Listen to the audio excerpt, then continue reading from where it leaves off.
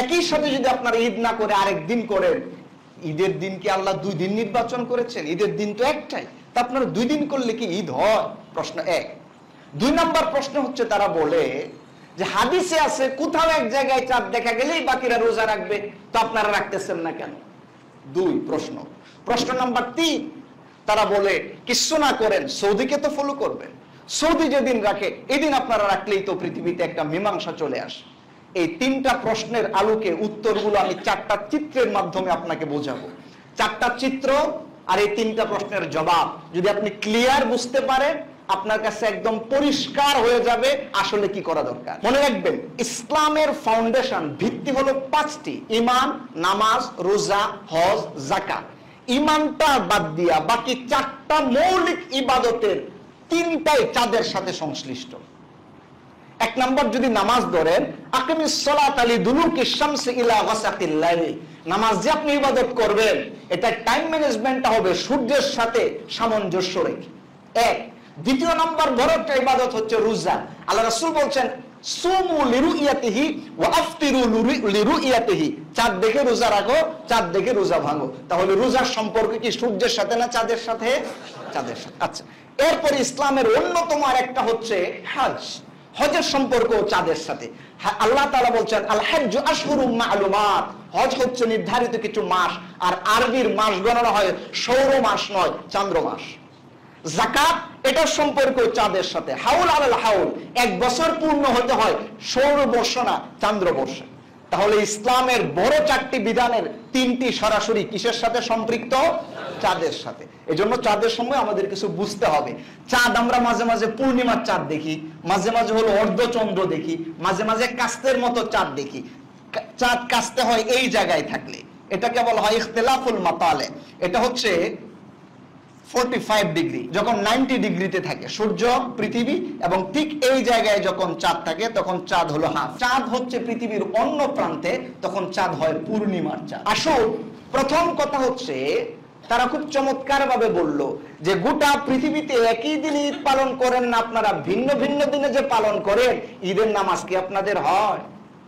কি সুন্দর করে একটা প্রশ্ন করে। আচ্ছা আসুন, নবীজির বক্তব্য কি? আল্লাহ নবীজি কি বলেন? একই দিনে পালন করতে হবে নাকি ভিন্ন দিনেও পালন করা যায়? রাসূল সাল্লাল্লাহু আলাইহি ওয়াসাল্লামের বক্তব্য শোনানোর জন্য আপনাকে 3টি সিয়াসিত্তার হাদিসের 3 কিতাবের 3টি হাদিস আপনাদেরকে শোনাই।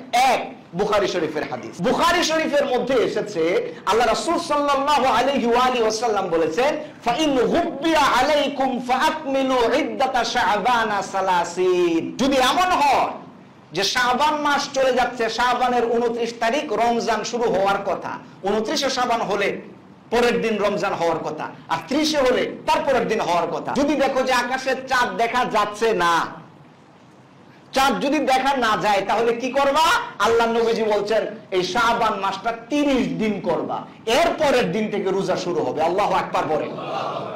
তাহলে বোঝা গেল নবীজিও বলতেছেন চাঁদ দেখা গেলে যাইতেও পারে, না দেখারও সম্ভাবনা আছে। 1, হাদিস নাম্বার 1। 2 নম্বর হাদিস, আল্লাহ রাসূল সাল্লাল্লাহু আলাইহি ওয়াসাল্লাম বলছেন, এই হাদিসটা এসেছে মুসলিম শরীফের মধ্যে। আল্লাহ নবীজি বলছেন, ফাইন গাম্মা আলাইকুম ফাআকমিলু ফাসুমু 30 ইয়াওমান। আল্লাহ নবীজি বলেছেন, শোনো, যদি এমন হয় যে রমজানের রোজাগুলো রাখতেছো, এখানে এই হাদিস আসছে রমজানের কথা, এর আগের হাদিস আসছে শাবানের শেষের কথা। আল্লাহ নবীজি বলছেন, ফাইন গাম্মা আলাইকুম ফাসুমু 30 ইয়াওমান, যদি রমজানের 29 তারিখ চাঁদ দেখা না যায়, তাহলে রমজান এটা 30 দিনে করবা, এরপরে নতুন মাস শুরু হইলে তোমরা ঈদ পালন করবা। আল্লাহু আকবার বলেন। হাদিস নাম্বার 3, যেটি এসেছে নাসাই শরীফের মধ্যে, আল্লাহ নবীজি বলছেন, ফাইন হালা বাইনাকুম ওয়া বাইনাহু সাহাবুন, তোমাদের মাঝে আর চাঁদের মধ্যে যদি মেঘমালা প্রতিবন্ধকতা সৃষ্টি করে, ফাআকমিলুল ইদ্দাতা, তাহলে তোমরা মাসকে পূর্ণ করে দাও।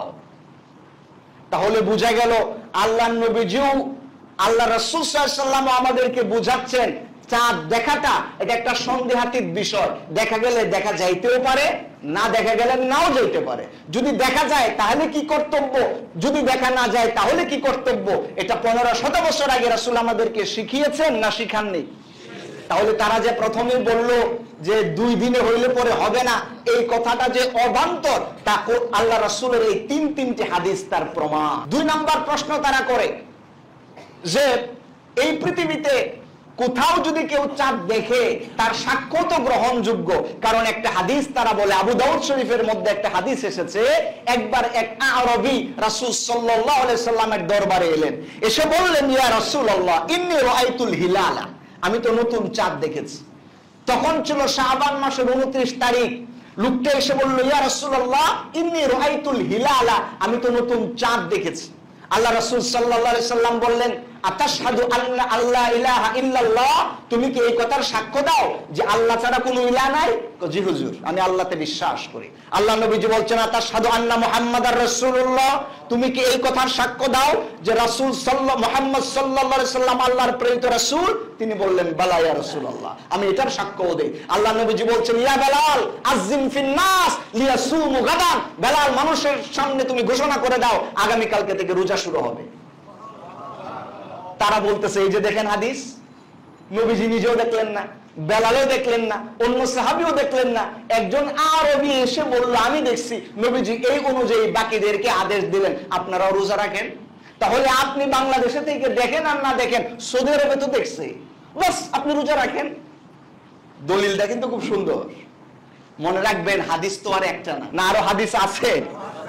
এই হাদিসটা, চাঁদ দেখার এই হাদিসটা ছিল কুরবিয়া, নিকটবর্তী অবস্থান স্থল থেকে, কিন্তু এই সংবাদ যদি দূর থেকে আসে তাহলে এটা যে পালন যোগ্য নয়। এই হাদিসটা রয়েছে মুসলিম শরীফের মধ্যে। আল্লাহু আকবার করে। হযরত আব্দুল্লাহ ইবনে আব্বাস রাইসুল মুফাসসিরিন, ওনার একজন খাদেম ছিলেন, নাম ছিল কুরাইব। একবার কুরাইব উনাকে সিরিয়ায় পাঠানো হয়েছিল। আসুন আমরা দেখি দূরত্বটা কতটুকু, তাহলে আরেকটু ক্লিয়ার হবে।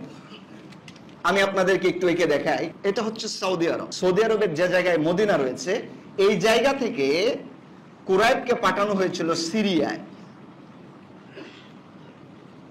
এই হলো সিরিয়া, দামেস্ক। মদিনা থেকে সিরিয়ার দূরত্ব হচ্ছে 1000 কিলোমিটার। মদিনা থেকে সিরিয়ার দূরত্ব কত কিলোমিটার? আর নবীজির কাছে যে সংবাদটা নিয়ে আসছিল, এটা মনে হয় 2000 কিলোমিটার দূর থেকে। এটা খুব কাছে ছিল। আচ্ছা দেখেন, আব্দুল্লাহ ইবনে আব্বাস উনি ছিলেন মদিনায়, ওনার যিনি খাদেম ছিলেন ওনাকে উম্মুল ফদল পাঠিয়েছিল সিরিয়ায়। কত কিলোমিটার দূরে? অবস্থানগত প্রায় 1000 কিলোমিটার দূরে। কোন মাসে পাঠিয়েছিলেন? শাবান মাস। হাদিস বলছি কোত্থেকে? মুসলিম শরীফ থেকে। শাবান মাসে পাঠানোর পর উনি ওই জায়গায় গেলেন এবং ওনার কাজ শেষ করে উনি আবার কামব্যাক করলেন মদিনায়। যখন গেছিলেন সেটা ছিল শাবান মাস, যখন আসছেন তখন এটা রমজান মাস।